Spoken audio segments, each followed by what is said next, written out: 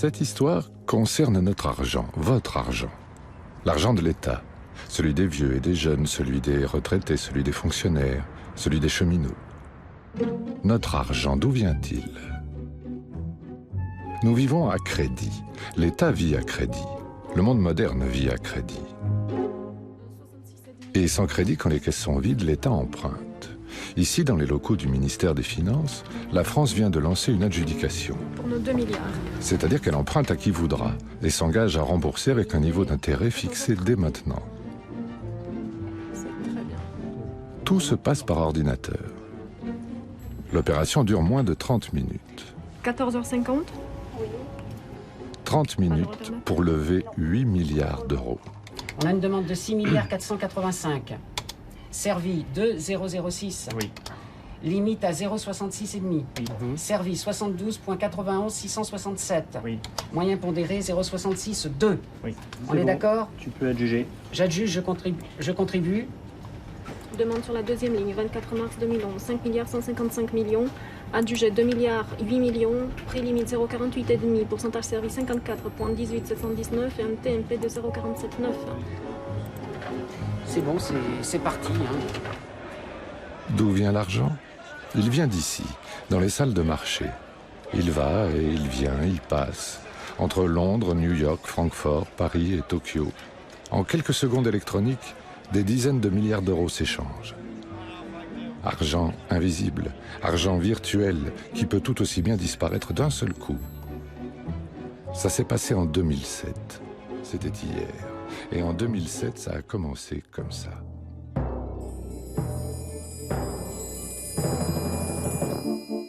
Normalement, les banques reçoivent en dépôt l'argent que nous gagnons et en prélèvent une partie pour prêter à d'autres. Les banques elles-mêmes se prêtent et s'empruntent mutuellement.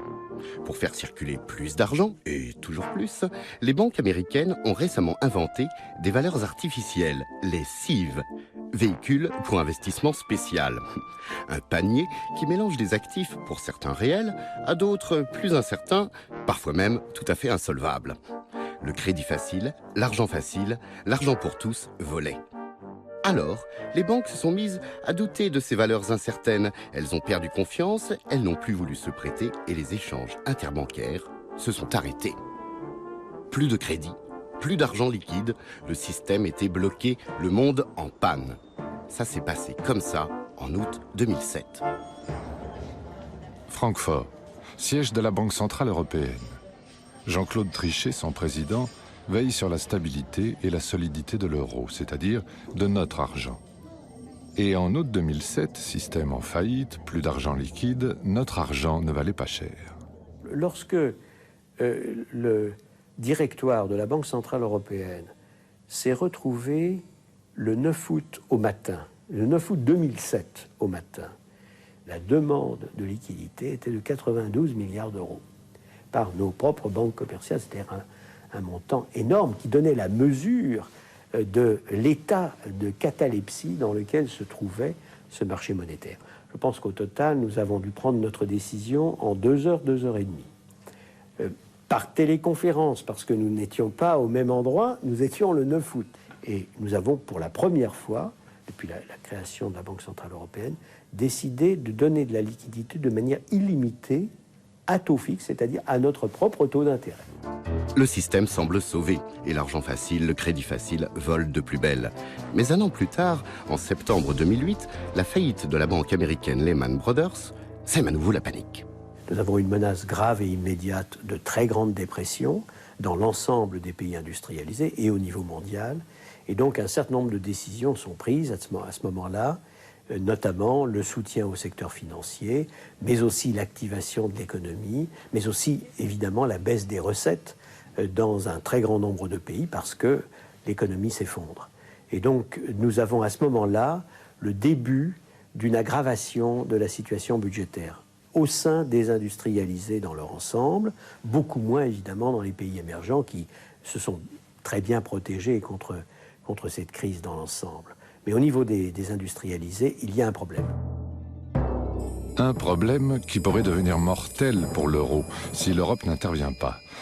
C'est ce que pense George Soros, financier très écouté, célèbre pour avoir fait une considérable fortune en pariant sur les taux de change. Un soir de mars 2009, il est à Berlin, dans un salon privé de l'hôtel Adlon, où il a invité à dîner le secrétaire d'État allemand aux finances et quelques députés influents. Il a quelque chose d'urgent à leur dire. La crise bancaire et la crise économique vont entraîner un fort endettement public. Ce sera la prochaine crise. Les marchés vont rapidement comprendre que la zone euro n'est pas vraiment gouvernée et qu'il n'y a aucun mécanisme de solidarité entre les pays. Ils vont donc se débarrasser de la dette des pays en difficulté, ce qui empêchera ces mêmes pays d'emprunter sur les marchés. Il faut donc d'urgence créer une agence européenne qui pourra les soutenir et mettre la zone euro à l'abri des marchés. Mais ses interlocuteurs le regardent sans comprendre. Et le dîner se termine sans que George Soros ait pu les convaincre. Il y a pourtant un problème grec, et les faits vont très vite lui donner raison. De passage à Bruxelles, le Premier ministre et président de l'Eurogroupe, Jean-Claude Juncker. Le problème grec est dû au fait que la Grèce a perdu en termes de compétitivité un quart de sa performance, et le problème grec est dû au fait que les gouvernements grecs ont laissé filer les déficits et la dette. La Grèce a perdu 25 points de compétitivité depuis son entrée dans la zone euro. Ancien ministre des Finances, Tommaso Padoa-Schioppa est l'un des créateurs de l'euro.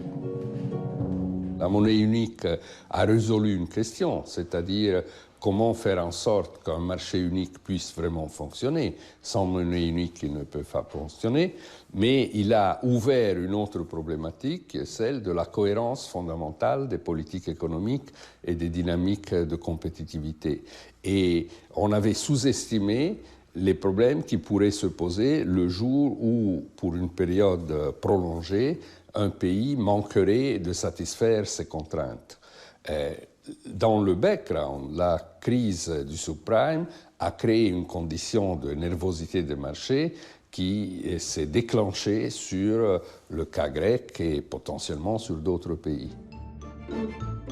Après la création de l'euro, les taux sont restés très bas pendant 10 ans. Or, des taux d'intérêt bas incitent à emprunter davantage. C'est vrai pour les particuliers, c'est vrai pour les entreprises, c'est vrai aussi pour les États.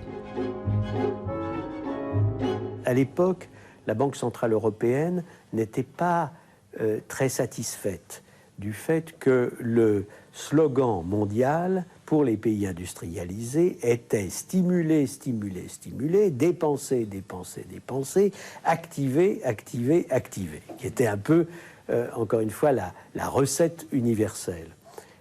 Nous disions, attention, certains pays ont des marges de manœuvre, d'autres pays n'ont pas de marge de manœuvre, et d'autres pays encore n'ont non seulement aucune marge de manœuvre, mais devraient faire l'inverse, c'est-à-dire reprendre le contrôle de leurs évolutions budgétaires.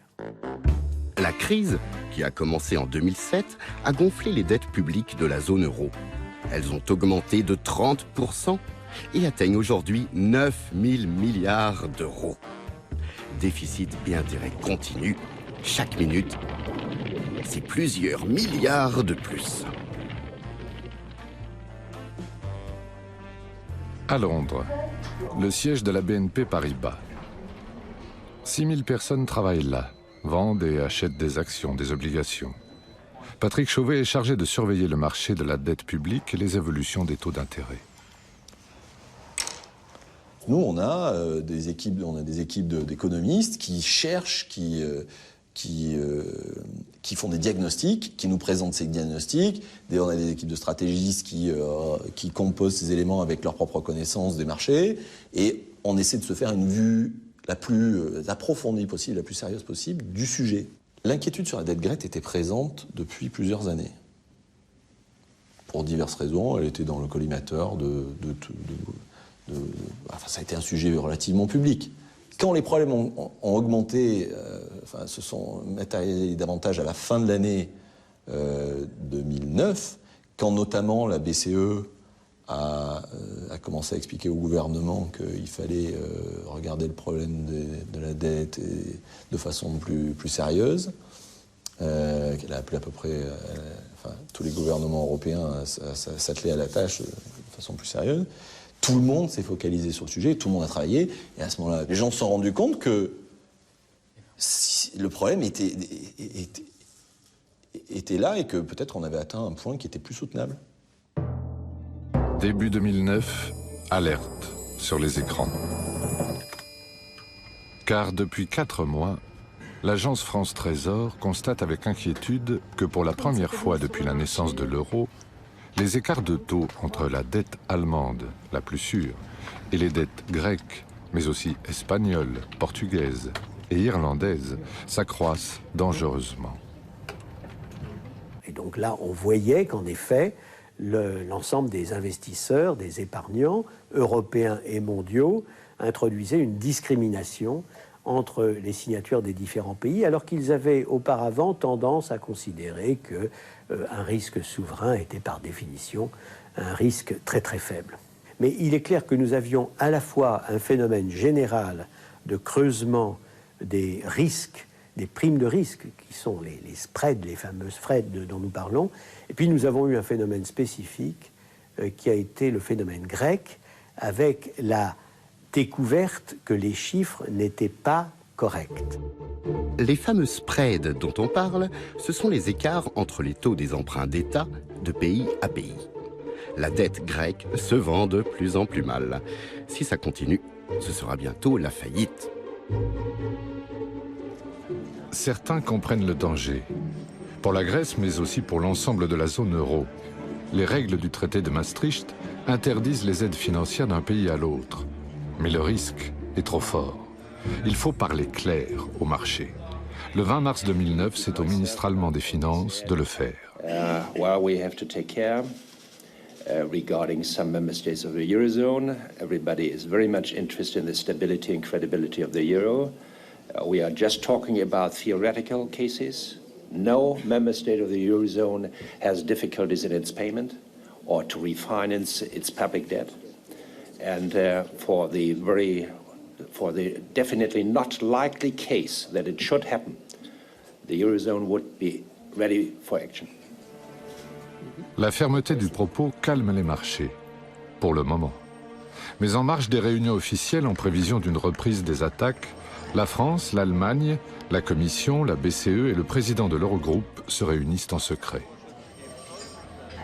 Nous nous voyons régulièrement, Madame Lagarde, Monsieur Steinbrück à l'époque, Jean-Claude Trichet, le commissaire Almunia et moi-même. Nous n'avons jamais mentionné ces rendez-vous publiquement. Enfin, nous avions des raisons pour ne pas le faire, mais nous cogitions sur l'issue possible.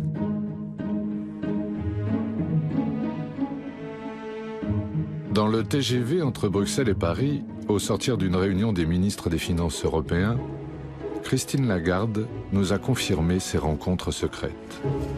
Je vais vous dire une chose, ça a même fait à un moment l'objet d'un petit incident un peu diplomatique, parce que nous nous sommes réunis notamment, je crois, au Canada à l'époque, et notre collègue italien a vu qu'on se réunissait un peu entre nous en petit club. Et il en a conçu beaucoup d'aigreur et il nous l'a fait savoir. Mais depuis, on s'entend très bien. Vous avez imaginé aussi l'éventualité d'un défaut de la Grèce, d'une faillite de la Grèce? On a surtout envisagé l'hypothèse d'une crise de liquidité, pas d'une crise de solvabilité, ni au niveau de l'État souverain, ni au niveau du tissu bancaire. Enfin, on voulait se tenir prêt. Je vais vous dire, j'ai plusieurs souvenirs très vifs de cette période-là. J'ai d'abord le souvenir d'une discussion que j'ai eue avec mon collègue de l'autre gouvernement, c'est-à-dire celui qui n'allait pas être reconduit. Ça s'est passé à Athènes parce que j'étais à une réunion à Athènes à ce moment-là, et un peu sur un coin de table, il m'a donné la liste de toutes les mesures qu'ils allaient prendre. Augmentation du prix du tabac, augmentation de la TVA, gel de ceci, réduction des salaires dans tel secteur, etc., etc. Et il avait ça sur une espèce de feuille de papier, écrit à la main, et je me suis dit, c'est pas sérieux, c'est vraiment pas sérieux. Et si moi j'ai un regret sur cette période-là, c'est qu'on a probablement été trop sensible aux arguments des élections qui arrivent et du fait qu'il ne faut pas prendre des décisions trop fermes ni avoir des exigences trop fortes en période d'instabilité, comme toujours les périodes préélectorales. Et du coup, on a perdu du temps. On ne savait pas la gravité de la situation, on ne savait pas l'irresponsabilité de l'organisme qui collecte les statistiques grecques. Et ça, on l'a découvert beaucoup plus tard, après les élections qui se sont tenues dans le pays. Mauvaise surprise. Athènes. En octobre 2009, la gauche gagne les élections et un nouveau gouvernement s'installe. Le ministre des Finances, Georges Papakonstantinou, découvre que les chiffres annoncés par son prédécesseur sont faux, et lourdement faux. Avant les élections, on savait bien que les chiffres qu'on nous donnait n'étaient pas les bons. Et on l'avait dit très clairement au peuple grec, que la situation est beaucoup plus grave qu'elle est décrite. Mais il y a une énorme différence entre ça et ce qu'on a découvert. Ce qu'on a découvert était tout un système qui était pourri. La découverte de la vraie ampleur du problème a été faite d'ailleurs ici, dans cette salle de conférence, après plusieurs séances avec les services dans la préparation du budget. Donc, on prépare le budget, et pour préparer un budget, il faut avoir un bon sens pour voir où se trouvent les chiffres. Donc, chaque jour, on découvrait qu'il y avait une partie qui n'était pas vraiment bien décrite dans les chiffres officiels, et que les chiffres qui étaient donnés par le gouvernement du temps parlaient d'un déficit de à peu près 6%, et finalement, nous avons vu à la fin de l'année que le déficit était à 13,6. Donc le double. Donc évidemment, quand vous annoncez à peine un mois de distance un chiffre de déficit qui est le double de celui que votre prédécesseur a annoncé, il y a un doute sur la crédibilité de tout ce que vous annoncez. Laurence Boone est économiste en chef chez Barclays Capital France. Elle est l'un des nombreux acteurs de ce qu'on appelle le marché. Personne n'avait imaginé que c'est dans ces proportions-là. Tous les investisseurs pouvaient penser que certains États, d'autres plus que certains, ou certains plus que d'autres, pouvaient embellir leurs comptes publics, hein. Mais à ce point-là, personne n'avait idée. On n'avait aucune idée sur la taille, hein, de leur dette publique, puisqu'on ne connaît pas la dette de la Sécu et on ne connaît pas la dette des collectivités locales. Or, dans la plupart des pays européens, le budget de la sécurité sociale et le budget des collectivités locales, c'est à peu près autant que le budget de l'État. Donc là, s'en est suivi une peur panique. On ne connaît pas l'ampleur des pertes possibles. Ces pays-là pourront-ils rembourser? Parce que c'est une chose, hein, de rembourser une dette de 150 points de PIB, hein, si on paye un taux d'intérêt à 4%. C'en est une autre de la rembourser quand on va payer un taux d'intérêt à 15%. Ce qu'il faut se rendre compte, c'est qu'on a affaire à une dette qui faisait, à l'époque, 280 milliards d'euros. Donc à une dette d'une taille extrêmement importante, donc avec énormément de gens impliqués, et que si trop de gens se rendent compte en un laps de temps trop court qu'ils ont pris la mauvaise décision, mais tout le monde a besoin de vendre et il n'y a plus d'acheteurs, et donc tout simplement le prix bouge. Et d'ailleurs, il n'est pas forcément nécessaire qu'il y ait vraiment des transactions effectuées. Le prix peut bouger dans le vide puisqu'il n'y a plus d'acheteurs. Est-ce que les gens ont envie de prêter de l'argent à un pays qui a 150% de dette public et qui n'a jamais été capable de prendre des mesures pour rationaliser ses dépenses et ses recettes? Et là, s'ensuit toute une liste de choses. Il y a une fraude fiscale énorme, il y a une économie au noir énorme. Ils ont menti sur leurs chiffres depuis 15 ans. On se rend compte que les institutions européennes ne sont peut-être pas aussi fortes que prévu. Donc Eurostat n'avait pas vraiment le droit d'audit. Ça, les pays l'avaient décidé, mais c'était pas forcément imprimé chez tout le monde. Donc la situation est difficile. Et à ce moment-là, les agences de notation commencent à donner des premiers signaux très forts d'agitation. Fin 2009, comme quoi ils vont baisser la note de la Grèce. Et donc, à travers ça, réintroduire la violence des marchés à l'intérieur même du fonctionnement de la zone euro.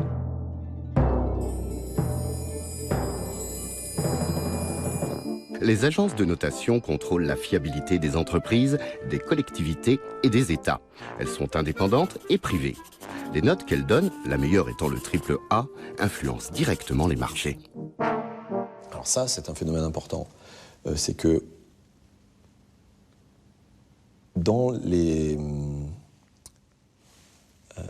chez les investisseurs, donc par exemple chez les gérants de fonds obligataires, vous avez des indicateurs de risque, si vous voulez, et vous avez des enveloppes qui peuvent vous être attribuées, ça dépend des cas, mais vous pouvez avoir des enveloppes par rating. Et donc, si un pays est dégradé, vous pouvez être forcé de vendre, par exemple. Quand la Grèce est sortie de ce qu'on appelle investment grade, est sortie d'un certain niveau de rating, elle ne pouvait plus entrer dans la composition des portefeuilles de certains acteurs, des acteurs majeurs. À partir de ce moment-là, les gens étaient obligés de vendre. No matter. Enfin, plus question de raisonner pour savoir si il faut en avoir, si c'est plus intelligent, etc. Vous êtes devant la situation où votre cadre de travail vous impose de vendre. Point. Et c'est d'ailleurs exactement ce que les professionnels essayaient d'expliquer aux politiques pendant toute la crise, c'était dépêchez-vous, parce qu'il y a aussi des phénomènes, nous avons des phénomènes qui nous obligent à vendre aussi. Les marchés ont réagi brutalement parce que c'était un moment dans l'économie globale où la crainte sur la dette souveraine montait très vite. Donc, le problème de la Grèce était symbole d'un problème qui était au-delà de la Grèce. Pour eux, c'était un problème de la zone euro, de la structure de la zone euro, des institutions de la zone euro. Et la Grèce, bien sûr, avec son problème particulier, était le faible maillot dans ce système-là. Et c'est pour ça qu'ils ont réagi de cette façon. Les investisseurs avaient plus ou moins tous de la Grèce dans leur portefeuille. Et tout simplement, quand ils se sont aperçus que la situation était plus grave que ce qu'ils pensaient, ils ont tous été obligés d'en vendre. Et à ce moment-là, il n'y avait plus d'acheteurs. Donc ce n'est pas le problème de gens qui ont spéculé contre la Grèce. C'est le problème que malheureusement les faits étaient suffisamment sérieux pour que les gens se disent qu'ils avaient tous raison, enfin ils avaient tous eu tort d'en détenir et qu'ils avaient tous raison d'en vendre. À ce moment-là, il y a eu quand même un concert de voix un petit peu discordantes en Europe sur le fait qu'on allait payer, la zone euro allait payer ou pas payer. Et le doute s'est véritablement instillé de est-ce que la zone euro va payer ? Et à partir de ce moment-là, toute une partie des acteurs financiers s'est mis à être sceptique sur la capacité des emprunts grecs à être remboursés, pas forcément par l'État grec, mais aussi par la zone euro. Et là, il faut comprendre que la majorité des acteurs du marché sont effectivement des investisseurs institutionnels, donc des fonds de pension qui gèrent la retraite d'un Hollandais et qui n'a pas envie de perdre tous ses sous parce que ceux-ci étaient investis dans la dette grecque. Là où ça s'est aggravé, c'est que les nouvelles ont continué à tomber. C'est-à-dire que, de mémoire, dans cette période de 6 mois, on a eu au moins 3 révisions du chiffre du déficit qui s'aggravait chaque fois. On passait de 6 à 11, de 11 à 12, de 12 à 13 et les poussières. Et chaque fois, évidemment, ça minait la crédibilité de la gestion de la Grèce, mais même un peu de la gestion par l'équipe en place, parce qu'on avait chaque fois l'impression qu'il allait y avoir de nouveaux cadavres sortant des placards. En fait de cadavres, les spéculateurs mènent la danse. La banque d'affaires Goldman Sachs, les hedge funds de Paulson ou de Soros ont parié sur une parité euro-dollar avant la fin 2010. Ils commencent à vendre leurs euros pour le dévaluer. Puis, ils achètent des CDS. Les CDS ? Credit Default Swap. C'est une forme d'assurance qui spécule sur l'insolvabilité de la dette grecque et qui, du coup, attire le soupçon sur toute la zone euro. Theodore Margelos a fait une considérable fortune dans le trading des commodities, et notamment des céréales. Proche du Premier ministre Papandréou, il est aujourd'hui un gestionnaire avisé de fortune privée.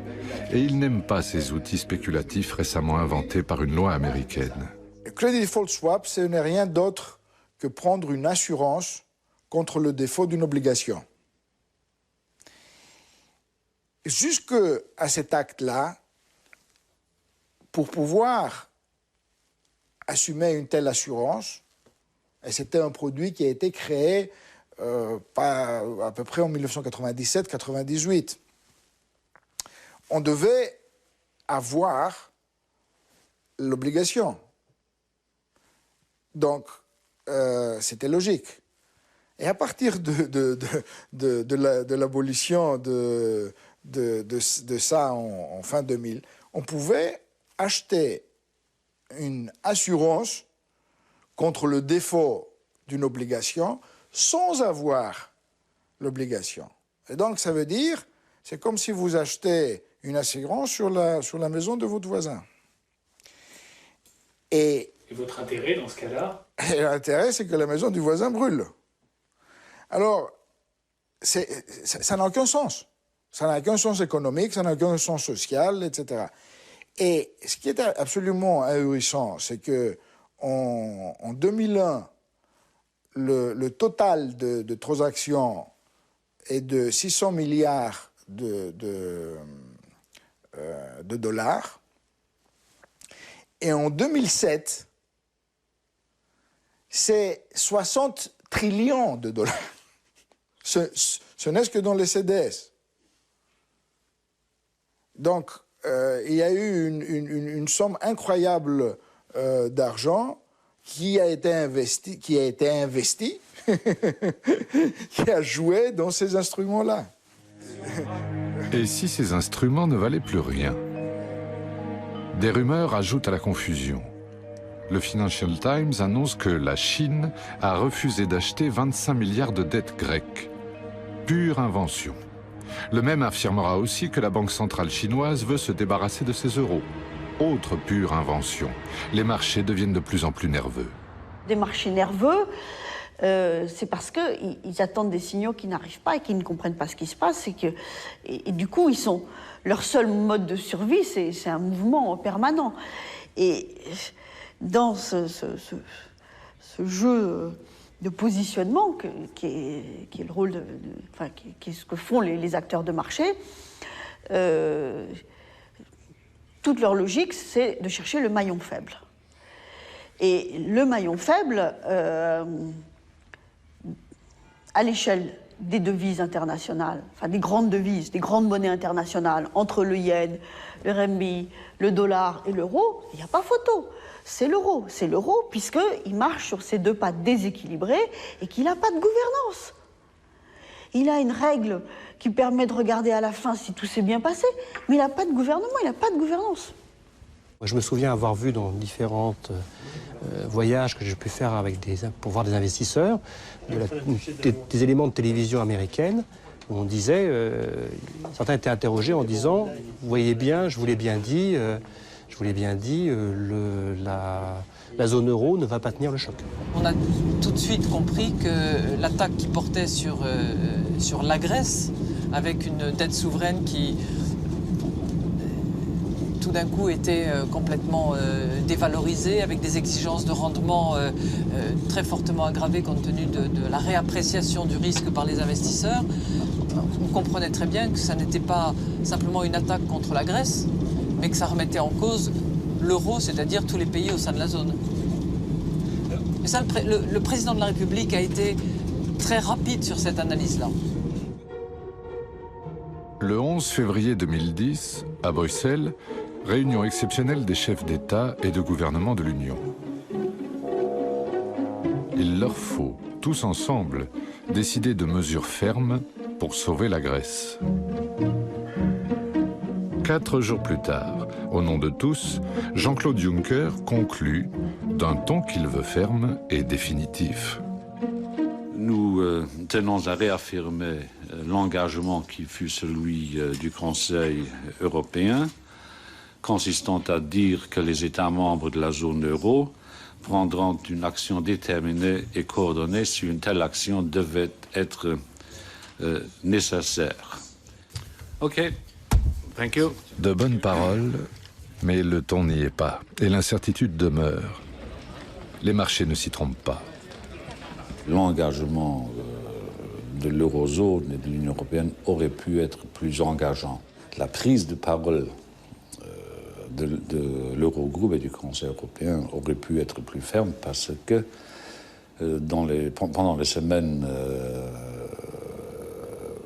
qui ont suivi le 11 février, les marchés financiers s'interrogeaient beaucoup sur la solidité de l'accord, sur le caractère sérieux et crédible. Il y a une solidarité verbale en février. Mais moi, honnêtement, les copains que j'appelle, enfin les discussions que j'ai au lendemain du sommet du 11 février, tout de suite, c'est peu probable que les marchés y croient.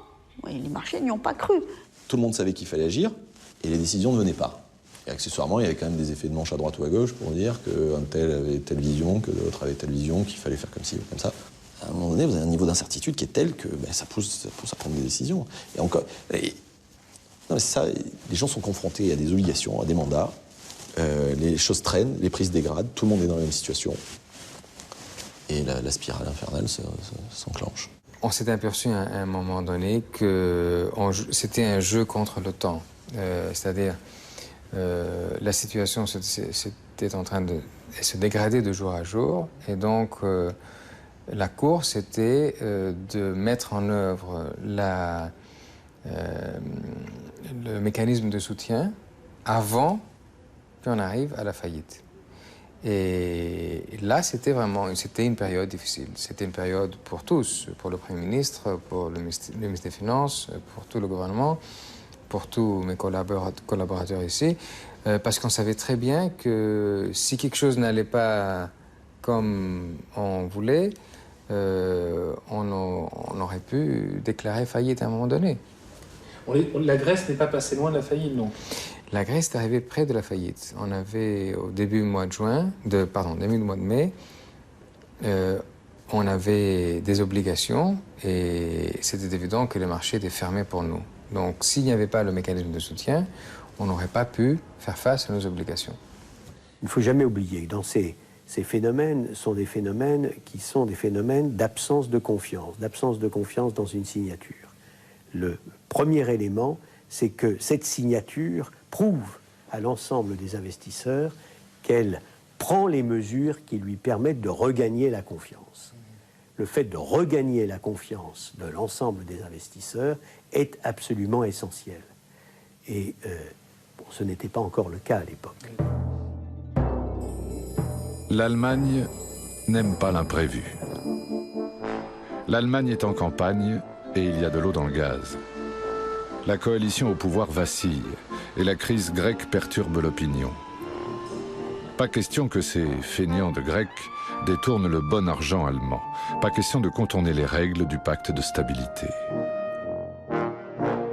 Le gouvernement allemand, sans aucun doute, avait peur que l'opinion publique allemande se détourne de la politique monétaire européenne dès qu'apparaîtrait l'impression que les engagements qui ont présidé à la création de la monnaie unique ne seraient plus respectés ni par les autres ni par l'Allemagne. Je pense que les Allemands considéraient qu'il y avait un contrat, qu'il y avait un règlement de copropriété, et que chacun devait respecter le règlement de copropriété. Et dans le règlement de copropriété, il y avait no bail-out, ça veut dire on ne peut pas faire un plan de sauvetage et en même temps il ne peut pas y avoir de sortie, premièrement. Deuxièmement, il y avait un pacte de stabilité et de croissance qui devait être respecté. Troisièmement, il y avait des échanges d'informations statistiques au sein d'Eurostat. C'était probablement très difficile dans la logique allemande d'imaginer que les statistiques seraient fausses, que le pacte ne serait pas respecté et qu'il fallait revoir le règlement de copropriété sur la clause de sauvegarde. Je pense que il y a eu aussi cet élément-là dans l'analyse. Mais ceci n'étaient pas des décisions faciles à prendre. Et donc, je comprends parfaitement, en effet, qu'il ait fallu un mûrissement. J'ai moi-même, d'ailleurs, été associé à ce mûrissement en étant convié par le gouvernement allemand à aller à Berlin pour expliquer aux dirigeants des différents partis du Bundestag que, quelle que soit leur décision, la situation était urgente et qu'il était en effet important de prendre des décisions de manière rapide. À Düsseldorf, le siège du gouvernement régional. Architecture symbole, solidité, efficacité et transparence. Ouh, la catastrophe! Angelika Schwalduren s'est battue au Bundestag pour que l'Allemagne aide la Grèce. Comment a réagi donc Ich würde nicht von Rassismus sprechen, aber es war schon La presse n'exprimait qu'une partie de l'opinion, tout en donnant l'impression qu'elle traduisait l'opinion populaire. Que les Grecs profitent de la belle vie sous le formidable soleil grec, qu'ils travaillent peu, alors que nous, Allemands, nous sommes obligés d'élever l'âge de la retraite à 67 ans. Nous travaillons énormément. Et en plus, nous devons payer pour les autres. Cette partie de l'opinion pensait qu'un tel peuple ne méritait pas qu'on l'aide. Mais il y a plus grave que ça. Il y a ça, et il y a l'idée qu'il faut punir les Grecs. Il y a l'idée que, au fond, si ça leur coûte un peu plus cher d'aller sur les marchés pour financer leurs dettes, ça va leur faire une bonne leçon. C'est l'idée de la saignée. C'est une idée du 19e siècle. Il faut saigner le malade pour qu'il aille mieux après. Le 17 mars 2010, devant le Bundestag, au terme d'un discours de politique générale, Angela Merkel serre encore la vis aux Grecs. Le ton et la main sont fermes. Deshalb steht der Euro vor seiner stärksten Herausforderung, die je zu bewältigen hatte. Deshalb gibt es keine Alternative zu dem griechischen Sparprogramm und in den nächsten Jahren weiteren Anstrengungen. Und ich finde es gut und richtig, und die griechische Regierung hat großen Mut bewiesen, jetzt diese 4% einzusparen vom Bruttoinlandsprodukt. Und deshalb kann in einem gemeinsamen Währungsraum, und das gilt für alle Mitgliedstaaten, aber für die im Euro Versammelten besonders, deshalb kann kein Land völlig alleine gelassen werden. Und deshalb haben wir auf dem Rat auch gesagt, wir stehen natürlich für die Stabilität des Euro als insgesamt ein. Wir können ja nicht sozusagen zugucken, wie der Euroraum insgesamt instabil wird und damit auch unsere Grundlagen. Aber Europa ist nicht nur eine Friedensgemeinschaft, es ist auch eine Stabilitätsgemeinschaft. Und deshalb kann es nicht sein, dass wir einfach darüber hinweggehen und freundschaftliche Bekundungen machen, sondern, wie ich schon gesagt habe, es muss von Griechenland ausgehen. Und alles, was überhaupt gedacht wird, muss darauf ausgerichtet sein, dass wir nicht vorschnelle Hilfen leisten, sondern dass wir dafür Sorge tragen, dass das Ganze wieder in Ordnung kommt. Alles andere wäre fatal. C'était une période où nous essayons de convaincre qu'on fait face. Les marchés se dégradent de plus en plus vite. Cela amène nos partenaires à dire « mais vous ne faites pas assez ». Nous expliquons que, écoutez, les marchés vont réagir comme cela, n'importe, et ne vont pas regarder à ce que nous faisons, parce que les marchés se demandent si à la fin, il y a ce qu'on appelle un stop-gap, c'est-à-dire s'il y a quelqu'un qui va garantir que la Grèce ne va pas faire faillite. Et jusqu'au moment où le mécanisme de soutien se met en place, les marchés n'étaient pas du tout sûrs que la Grèce ne ferait pas faillite. Dire à un tel moment que les Grecs n'ont pas encore assez fait, qu'ils doivent d'abord donner des preuves, j'ai trouvé cela vraiment très grave. En Allemagne, ces propos ont renforcé les préjugés contre les Grecs, au lieu de lutter contre les préjugés par une meilleure information.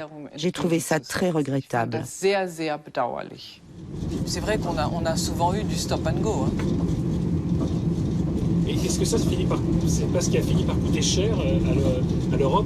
Ça a entraîné un ralentissement des mécanismes, de la mise en place du plan, et le temps, c'est de l'argent. Le temps, c'est de l'argent. Et les marchés en profitent pour attaquer les autres maillons faibles de la zone euro dégradée par les agences de notation. Après la Grèce, l'Espagne, le Portugal et l'Irlande. L'Espagne, le Portugal et bien évidemment la Grèce n'avaient que difficilement accès au marché, et les banques de ces différents pays n'avaient aussi que difficilement accès au marché pour se financer en liquidité. En clair, il devenait de plus en plus difficile pour l'Espagne et le Portugal d'émettre de la dette souveraine sur les marchés. Et donc ça veut dire en termes concrets de lever de l'argent pour aller payer leurs fonctionnaires. Donc ils avançaient petit à petit vers une situation qui ressemblait à celle de la Grèce. Mais qui va payer? Avril 2010, le couple franco-allemand va mieux. Nicolas Sarkozy a finalement convaincu Angela Merkel de passer outre la lettre du pacte de stabilité pour sauver l'Union en ouvrant à la Grèce un crédit de 110 milliards d'euros. Pourtant, l'attaque des marchés continue de plus belle. Et le 23 avril, le monde entier entend ceci. Και σήμερα η κατάσταση στις αγορές απειλεί να αποδομήσει όχι μόνο τις θυσίες του ελληνικού λαού, αλλά και την ομαλή πορεία της οικονομίας. Είναι ανάγκη. Ανάγκη εθνική και επιτακτική.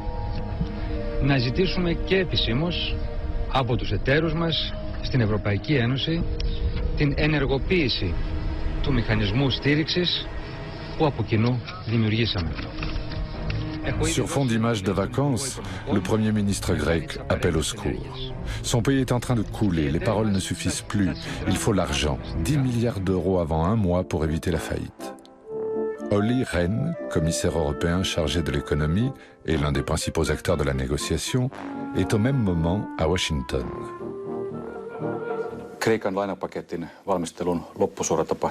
J'étais en effet à Washington en train de finaliser le plan d'aide pour la Grèce. C'était, si je me souviens bien, le jeudi 22 avril.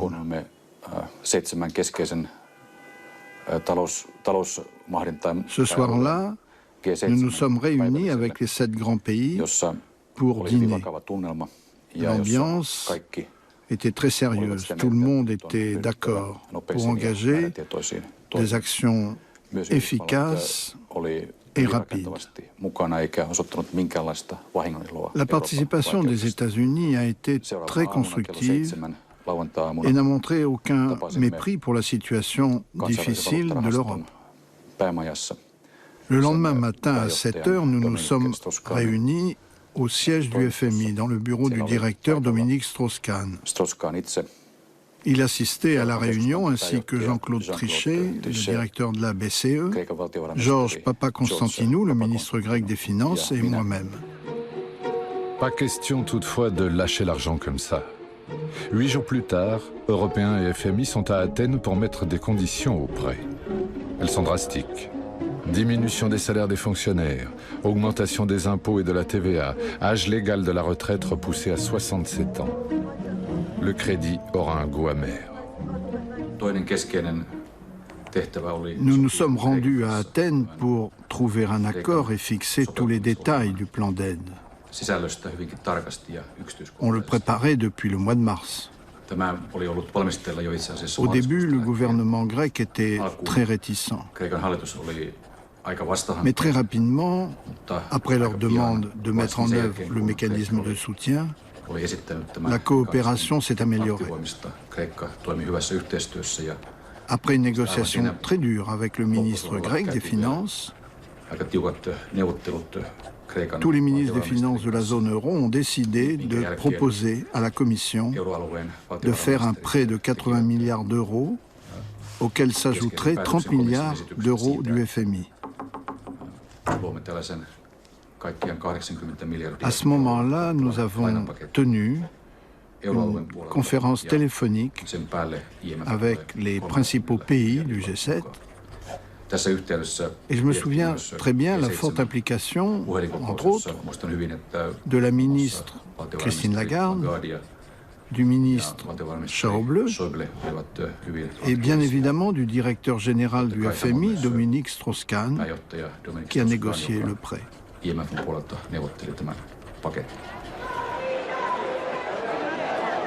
Le 5 mai, l'annonce des réformes met les Grecs dans la rue. Il y aura 3 morts, 3 employés de banque. Ce n'est pas fini. Après la Grèce, l'Espagne, le Portugal, l'Irlande, c'est maintenant l'euro qui est en danger. Il faut faire vite.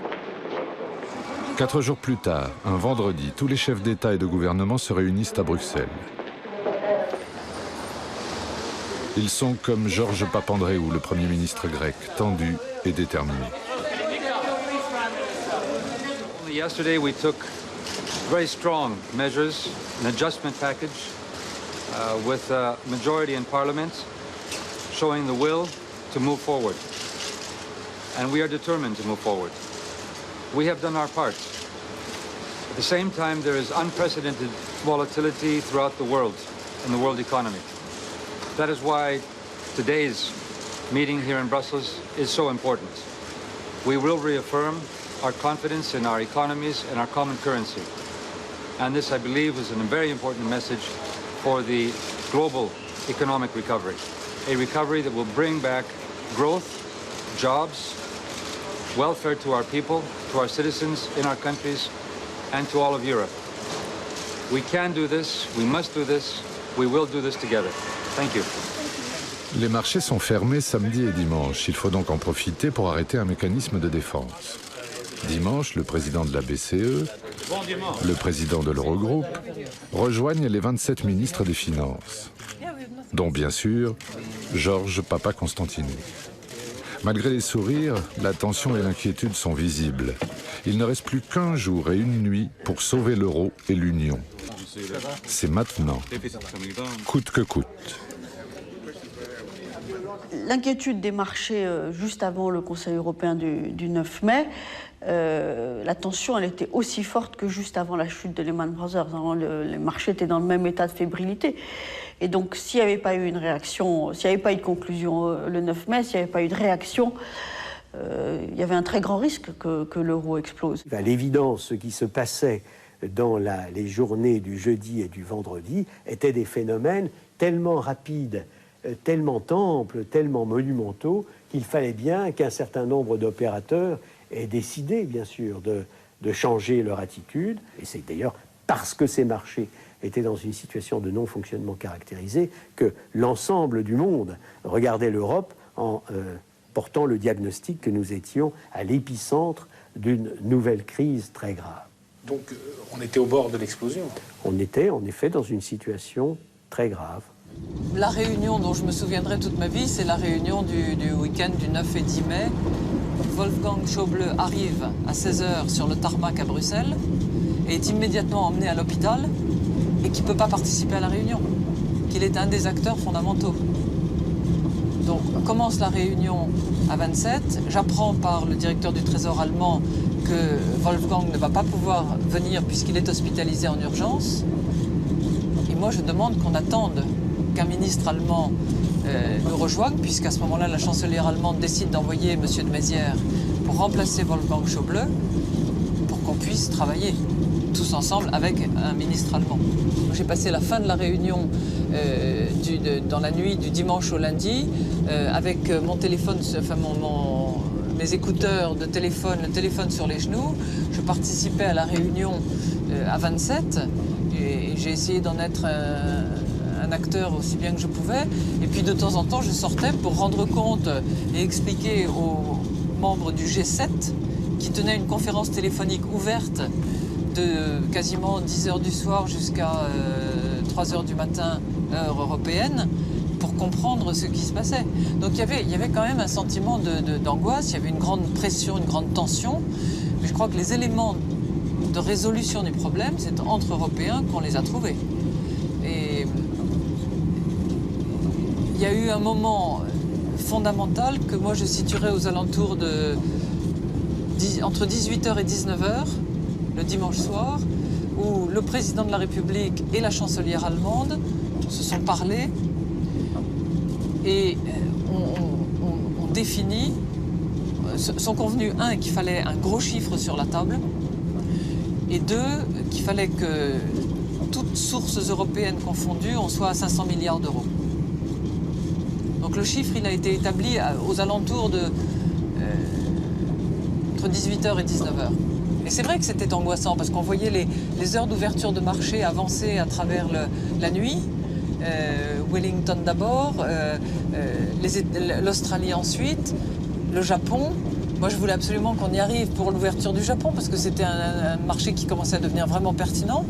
Et puis, j'ai vu qu'on n'y arrivait pas et j'ai dit tant pis, on fait une pause, on se retire chacun un peu, on réfléchit, on décante plutôt que de continuer à s'énerver sur ça doit être communautaire, non c'est intergouvernemental, etc. C'est un instrument sui generis ou un processus ad hoc. Enfin, il y a un moment de fatigue et de créativité où tout d'un coup vous accrochez sur des choses qui n'en méritent pas la peine.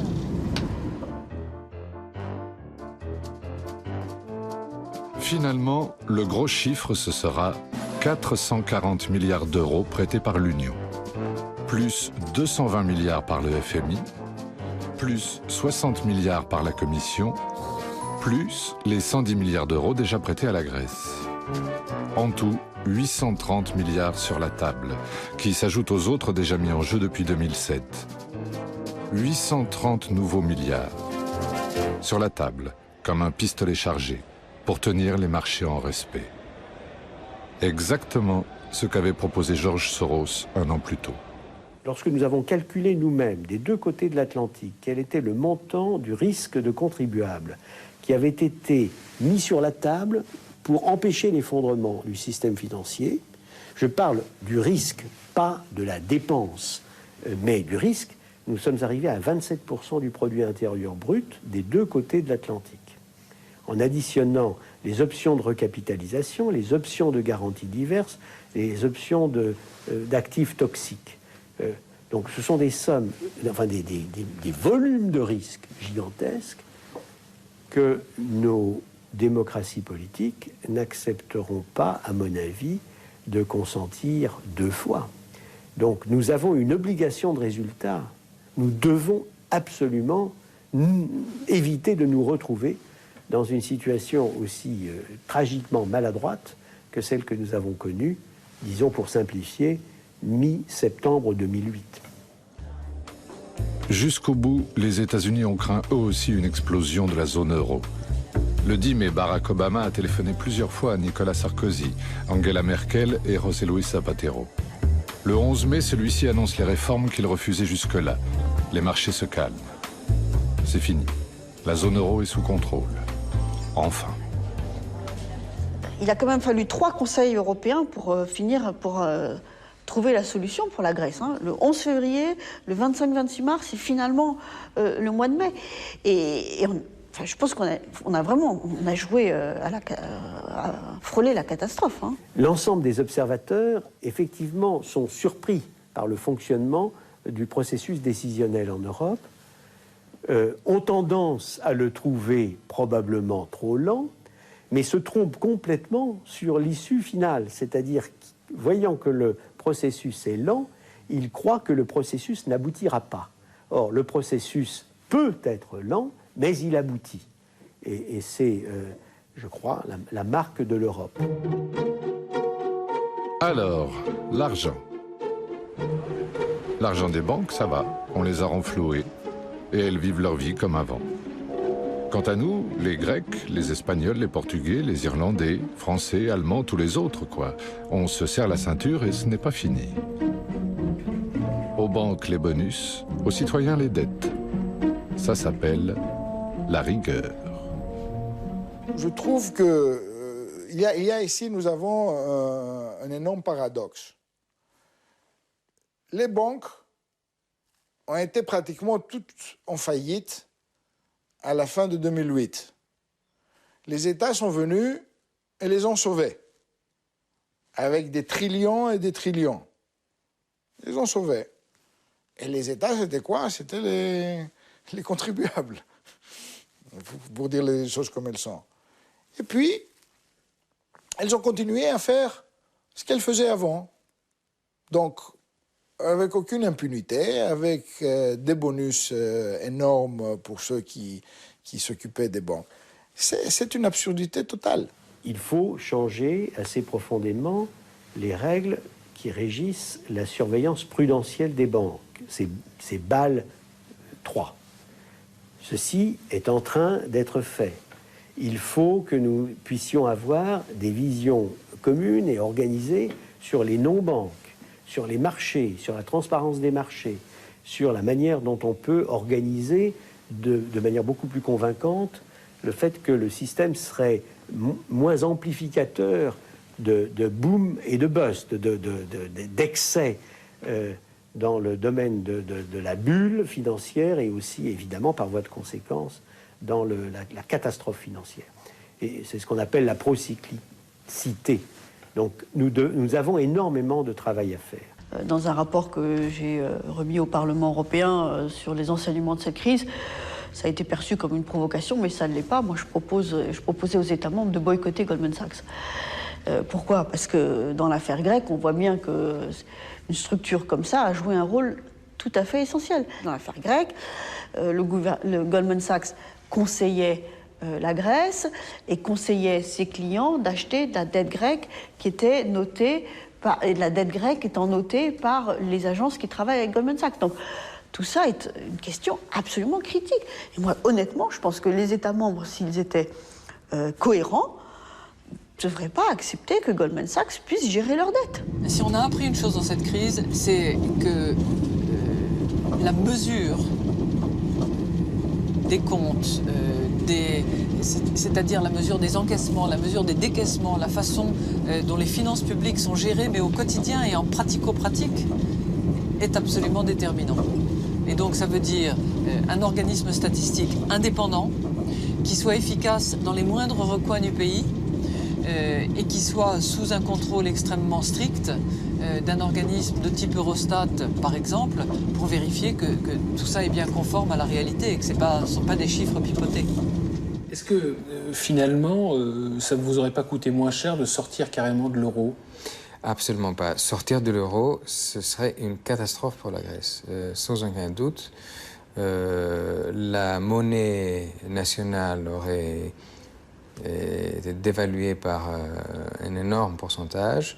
Les revenus des gens, et les plus bas revenus, plus que les revenus plus élevés, seraient divisés en 2 ou en 4. Dans des situations pareilles, les gens qui s'en sortent sont ceux qui ont de l'argent. Les gens qui ne s'en sortent pas sont les plus faibles dans la société. Et donc, une faillite ou sortir de l'euro, ce serait catastrophique pour les classes moyennes et pour les gens avec les bas salaires.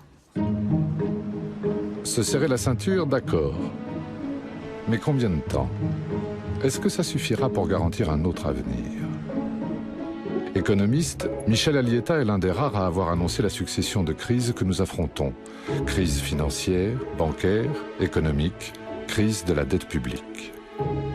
Chaque année, l'État est obligé de payer des intérêts et s'il n'a pas de recettes en contrepartie, la dette gonfle des intérêts en question. Donc nous sommes dans un piège qui est que le secteur privé n'est pas capable de prendre le relais, je crois, de la baisse de la dépense publique qui est programmée. Et le danger, il est de ne pas avoir assez de croissance pour réaliser ce que l'on dit pouvoir faire d'ici 2013. Ce qui peut se produire, c'est évidemment le retour d'une crise lorsqu'on s'apercevra qu'on étouffe la Grèce ou on étouffe l'Espagne sans pouvoir réduire la dette, sans pouvoir réduire le déficit parce que la croissance n'est pas suffisante. Voilà le danger dans lequel nous sommes.